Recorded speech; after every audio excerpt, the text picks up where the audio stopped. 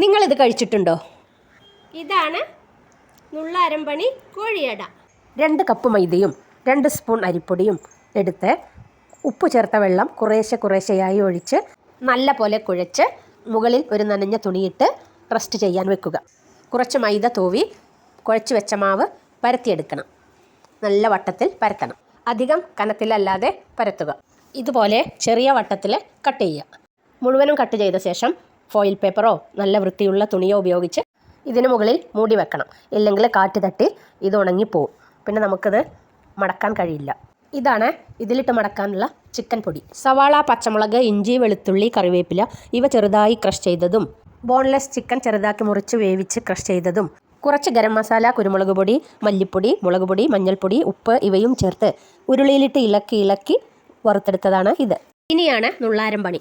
നമ്മൾ പരത്തി വെച്ച ഒരു വട്ടെടുത്ത് അതിൽ ഈ ചിക്കൻ കൂട്ടിട്ട് ഇങ്ങനെ മടക്കി ഒന്ന് പ്രസ് ചെയ്യുക. പതുക്കെ ഇങ്ങനെ പ്രസ് ചെയ്തതിന് ശേഷം ഒരു ഭാഗത്ത് നിന്നും ഇതുപോലെ പിരിച്ചെടുക്കുക.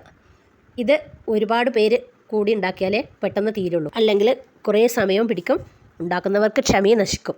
കുറേ പേര് കൂടി ഇരുന്ന് ഉണ്ടാക്കുകയാണെങ്കിൽ അത് സംസാരത്തിൻ്റെ ഇടയ്ക്ക് പെട്ടെന്ന് തീരും. ഇത് 1 മാസം വരെ കേടുവരാതെ ഇരിക്കും. കറുമുറ ഇരിക്കും.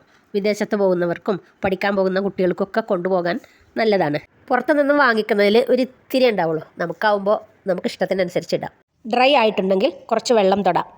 ഇനി ആദ്യം കാണിച്ച പോലെ പിരിച്ച് ഉണ്ടാക്കാൻ കഴിയാത്തവർക്ക് ഇങ്ങനെ ഉണ്ടാക്കിയാലും മതി. പല്ല് പോലെ. ഇത് പല്ലേന്നാ പറയാം. ഇങ്ങനെ അമർത്തി ചേർത്താലും മതി. ഷേപ്പ് എന്തായാലും കഴിക്കാൻ ടേസ്റ്റ് ഉണ്ടായാൽ മതിയല്ലോ. ഞാനൊരു 350 മുകളിൽ ഉണ്ടാക്കിയിട്ടുണ്ട്. ഇനി ഇത് നമുക്ക് വറുത്തെടുക്കാം. ഈ ചിക്കൻ പൊടി ഉണ്ടാക്കുമ്പോൾ നല്ല ശ്രദ്ധിച്ചുണ്ടാക്കണം. ഉരുളിയിലാണ് ഏറ്റവും നല്ലത്. പതുക്കെ ഇളം തീയിൽ ഇളക്കി കരിയാതെ വറുത്തെടുക്കണം. കരിഞ്ഞാൽ ഇതിൻ്റെ ആകെ ടേസ്റ്റും പോകും. ഉരുളിയിൽ നന്നായി ചൂടാക്കിയ എണ്ണയിലേക്ക് കോഴിയട ഇടാം. നന്നായി ചൂടായാലേ നന്നായി പൊള്ള വരൂ. എണ്ണയിൽ മുങ്ങി കിടക്കണം അത്ര കോഴിയട ഇടാം. ഇത് ഞാനൊരു 30 എണ്ണം ഒന്നിച്ചിട്ടിട്ടുണ്ട്. കോഴിയട ഇട്ട് പൊള്ള വന്നതിന് ശേഷം തീ ഒന്ന് കുറയ്ക്കണം. കോഴിയടയും ഉണ്ടാക്കുന്നത് നോക്കി നിൽക്കണം. ഇതുപോലെ ഗോൾഡൻ കളറായി കഴിഞ്ഞാൽ കോരിയെടുക്കാം. എത്ര എളുപ്പമാണ് പൊള്ള വരുന്നത്.